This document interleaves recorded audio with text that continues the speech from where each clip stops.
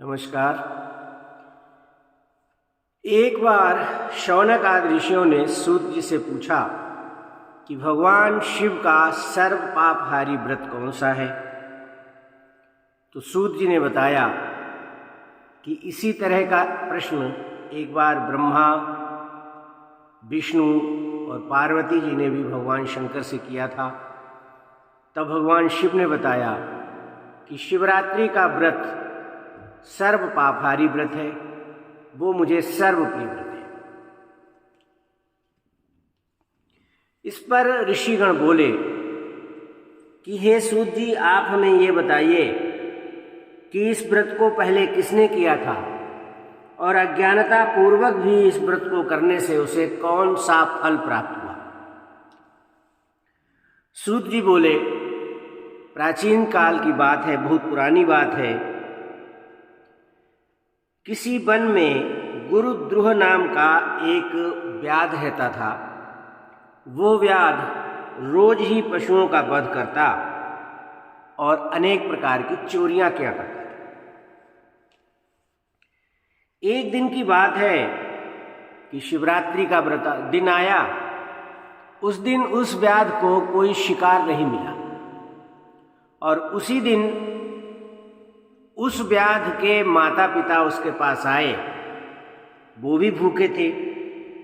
तो माता पिता ने कहा कि मैं भूखा हूँ और मुझे किसी भोजन की व्यवस्था करो। अपने पुत्र से कहा कि मेरे लिए भोजन की व्यवस्था करो।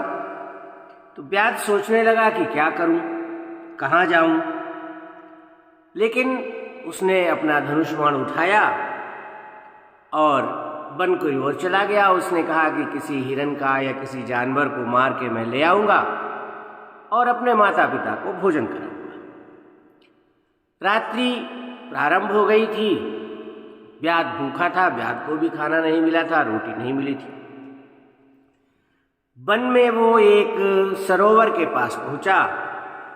व्याध ने अपना दिमाग लगाया कि इस सरोवर में जल पीने के लिए कोई न कोई पशु जरूर आएगा और उस पशु को मारकर मैं ले जाऊंगा और अपने भूखे माता पिता को उसका मांस खिलाऊंगा। उस सरोवर के पास ही बेल का एक वृक्ष था, यानी बिल्व का एक वृक्ष था। व्याध ने एक लोटे में जल लिया और उस बिल्व वृक्ष के ऊपर जाकर के पत्तों में छुपकर बैठ गया। रात्र का प्रथम पहर हो गया था। उसी समय एक मृगी यानी हरिणी आई जल पीने के लिए। और जल पीने के लिए जैसे ही हरिणी ने अपना मुंह पानी में लगाया, उसी समय व्याध ने धनुष पर अपना बाण चढ़ाया और धनुष पर बाण चढ़ाने के इस उपक्रम में बेल के कुछ पत्ते और उसके लोटे का कुछ जल नीचे गिर गया। नीचे शिवलिंग था, वो शिवलिंग पर जाके गिरे। पत्तों की खड़खड़ाहट से मृगी ने ऊपर देखा कि एक व्याध जो है वो तीर कमान लिए बैठा है, मेरा शिकार करने के लिए तत्पर है। उस मृगी ने व्याध से कहा कि व्याध, तुम क्या करना चाहते हो, मुझे सच सच बताओ। व्याध बोला, मेरा सारा परिवार भूखा है, मैं तुम्हें मारकर अपने परिवार को तृप्त करूंगा। मृगी बोली, ठीक है, वो तो ठीक है कि आप मुझे मारिए, मार लेना, मेरा शरीर धन्य हो जाएगा। लेकिन मेरे बच्चे घर पर हैं, मैं उन बच्चों को बता के आती हूँ, मैं उन बच्चों को अपनी छोटी बहन के पास सौंप के आती हूँ और बाद में तुम मेरा शिकार कर लेना।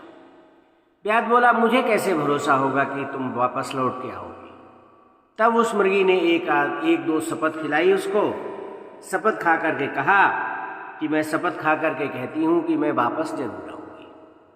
व्याध को भरोसा हो गया। व्याध ने कहा, ठीक है, जाइए। वो मृगी अपने आश्रम को चली गई जहां उसका परिवार रहता था। इस तरह उस व्याध की प्रथम पहर की पूजा संपन्न हुई। दूसरा पहर आया।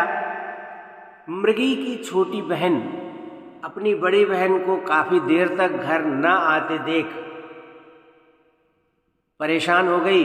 उसने सोचा कि मेरी बड़ी बहन कहीं जंगल में वन में भटक गई है, जाकर के मैं उसको ढूंढ कर आती हूँ। वह मृगी भी उसी सरोवर के पास पहुंची जिस सरोवर के ऊपर, जिस बिल्व वृक्ष के ऊपर वो व्याध बैठा था। उस मृगी को देखकर व्याध खुश हो। व्याध ने सोचा कि जो मृगी पहले आई थी वही वापस लौट आई है। उसने अपना धनुष बाण निकाला और धनुष बाण निकालने के, धनुष पर बाण चढ़ाने के इस उपक्रम में, इस क्रिया में थोड़े से बिल्व पत्र टूट के शिवलिंग पर गिर गए और उसके लोटे से थोड़ा सा जल भी शिवलिंग पर गिर गया। इस प्रकार उसकी दूसरे पहर की जो पूजा थी वो संपन्न हो गई। व्रत तो था ही वो, क्योंकि उसे खाने को कुछ मिला नहीं था। मृगी ने जब पत्तों की खड़खड़ाहट सुनी और ऊपर देखा तो देखा कि बिल्व वृक्ष के ऊपर एक व्याध जो है वो सर संधान किए हुए बैठा है। तो मृगी ने कहा कि आप क्या करना चाहते हैं? व्याध ने कहा कि मैं तुझे मार के खाऊंगा, मेरे माता पिता भूखे हैं। मृगी बोली, हे व्याध सुनो, मैं तो धन्य हो जाऊंगी अगर आप मुझे मारोगे, क्योंकि ये शरीर जो है वो हाड़ मांस का बना हुआ शरीर अगर किसी के काम आता है तो इससे बढ़ के और क्या बात हो सकती है। परंतु मेरे बच्चे घर पर हैं और मैं उन बच्चों को अपने स्वामी यानी अपने पति को सौंप कर आती हूँ, उसके बाद में वापस आ जाऊँगी। व्याध बोला, मुझे तुम्हारी बातों पर भरोसा नहीं है, क्योंकि इससे पहले भी एक मृगी यहाँ आई थी और वो भी यही कह के गई है कि मैं अपने बच्चों को सौंप कर, अपने पति के पास सौंप कर वापस आती। तब वो मृगी बोली कि हे व्याध, अगर मैं बात गलत करता हूँ या मेरी बात गलत होती है, मैं झूठ बोलता हूँ, तो मुझे बहुत सारे पाप लग जाए। वो पाप लग जाए जो अनिष्ट करने से होते हैं। व्याध ने उसकी बात का भरोसा कर लिया और वो मृगी भी चली गई। इस प्रकार व्याध की दूसरे पहर की पूजा संपन्न हो गई। अब हुआ क्या? व्याध इंतजार करने लगा उन दोनों मृगियों का। इस बीच दोनों मृगी जब आश्रम में नहीं पहुंची तब उनके पति यानी मृग को चिंता हुई कि वो दोनों मृगियां कहाँ चली गई हैं।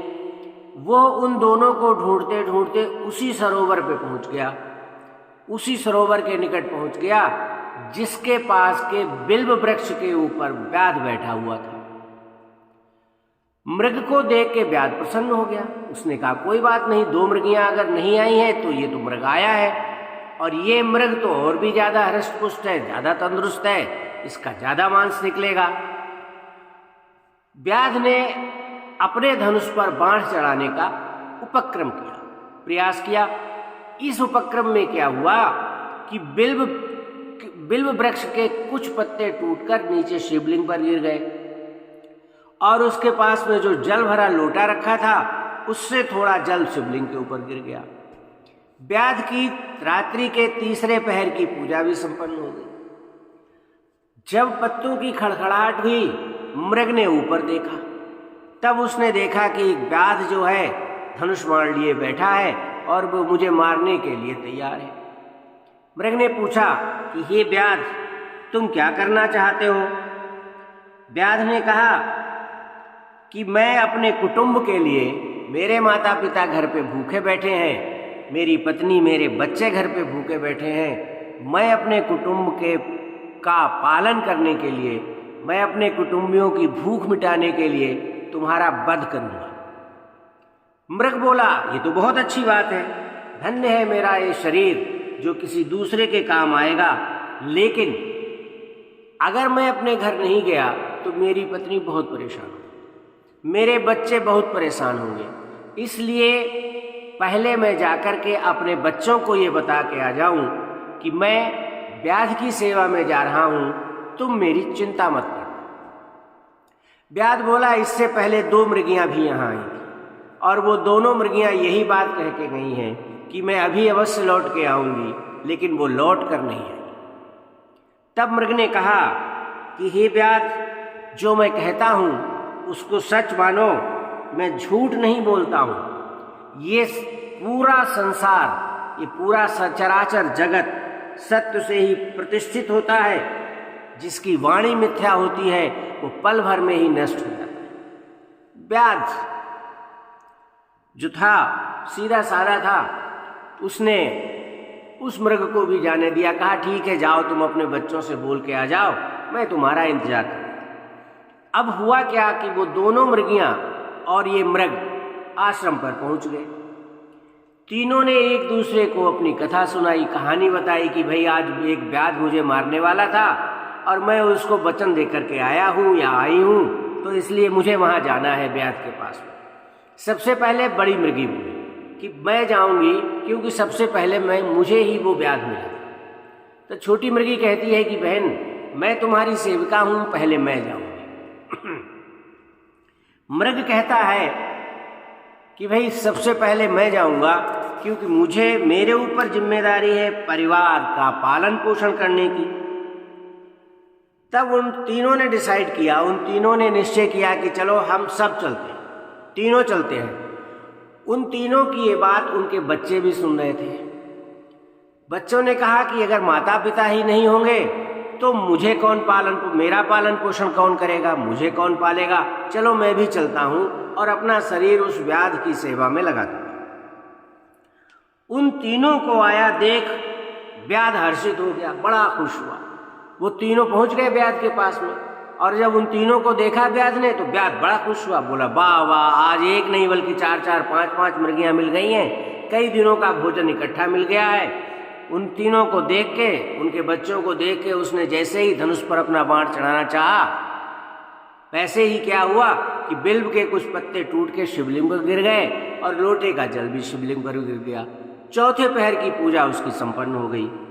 जैसे ही चौथे पहर की ये पूजा संपन्न हुई, भगवान शिव प्रसन्न हो गए, क्योंकि भगवान शिव तो आशुतोष है, अबड़रदानी है, जरा सी देर में खुश हो जाते हैं। वो आए और बोले कि हे व्याध, मैं तुम्हारी सेवा से बहुत प्रसन्न हूँ। व्याध चौंक पड़ा कि ये कौन आ गया भैया, यहाँ तक अभी तक तो कोई दूसरा व्यक्ति था ही नहीं।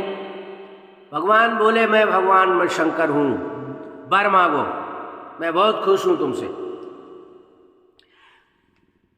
भगवान शंकर को देख के व्याध तो मुक्त हो गया। भगवान शिव ने उसको वर दिया कि तुम अगले जन्म में गुह बनोगे जाके, और जब अगले जन्म में भगवान राम का अवतार होगा तब भगवान राम तुम्हें स्वयं गले लगाएंगे और तब तुम्हारा उद्धार हो जाए। इसी बीच वो जो मृगियां थीं और वो जो मृग था वो भी आ गए वहाँ पे। उन्होंने भी भगवान शंकर के दर्शन किए। उनके लिए स्वर्गलोक से यानी कि भगवान शिवलोक से विमान आया, वो उस विमान में बैठ के शिवलोक चले गए। इस प्रकार सूत जी कहते हैं कि वो शिव जी का दर्शन करके वो मृग भी मृग योनि से छूट गए, शिव के दर्शन मात्र से शाप मुक्त हो गए और चले गए। तभी से कहाँ चले गए? शिवलोक को चले गए।